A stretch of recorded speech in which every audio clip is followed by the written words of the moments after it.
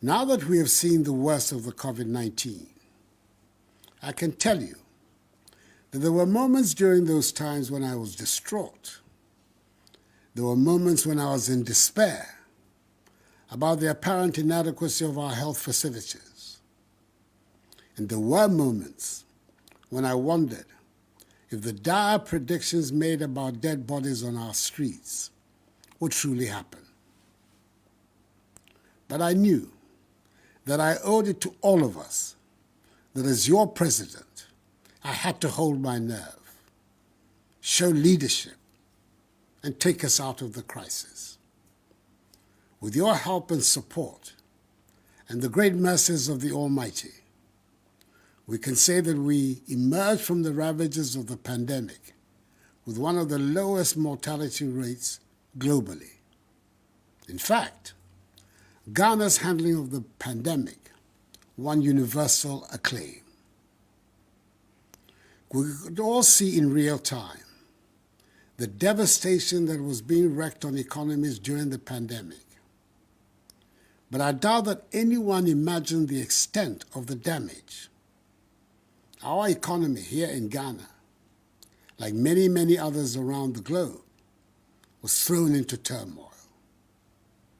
When I said, at the height of the COVID pandemic, that we knew what to do to bring the economy back to life, but not how to bring people back to life, it was not said in jest. We had done it before, and we were on course to doing it again. Ghana's economy grew by a remarkable 5.4% in 2021, signifying a strong recovery from the 0.5% growth recorded the previous year in 2020 due to the COVID-19 pandemic. In fact, in the last quarter of 2021, our economy grew at 7%, only for the Russian invasion of Ukraine in the first quarter of this year to aggravate the effects of COVID-19 and plunge the global economy to even greater turmoil from which it has not yet recovered. The whole world has been taken aback by the speed with which inflation has eaten away people's incomes. Economies, big and small, have experienced over this year alone the highest peak in interest rates for over 20 years and the greatest threat of unemployment in peacetime, with over 100 million people being pushed into extreme poverty. Between the end of 2019 and now, inflation in Ghana has increased by 5-fold, in Togo by 16-fold, by 11-fold in Senegal, and by 7-fold in Côte d'Ivoire. In truth, however, the fact that there are petrol queues in France does not make it more tolerable that the trottoir price has doubled in the past 1 year. Nor does it make it any more tolerable that the price of cooking oil goes up every other week.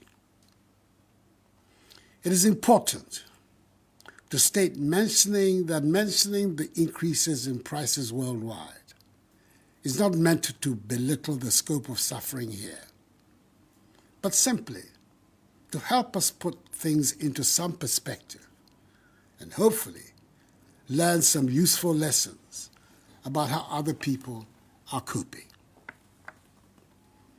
Fellow Ghanaians, this is why I'm back in your homes this evening, to ask for your support as we work together to get our economy back into good shape.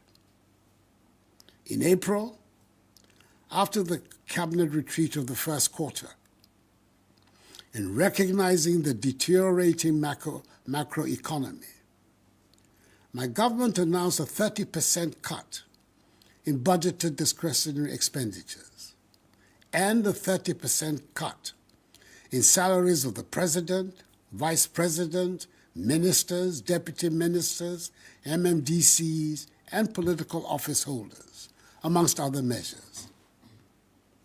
And since July, when the government took the different of you, have felt the need for me to come back to the fellow Ghanaians format that brings us all together. For us in Ghana, our reality is that our economy is in great difficulty. The budget drawn for the 2022 fiscal year, that is this year, has been thrown out of gear, disrupting our balance of payments and debt sustainability, and further exposing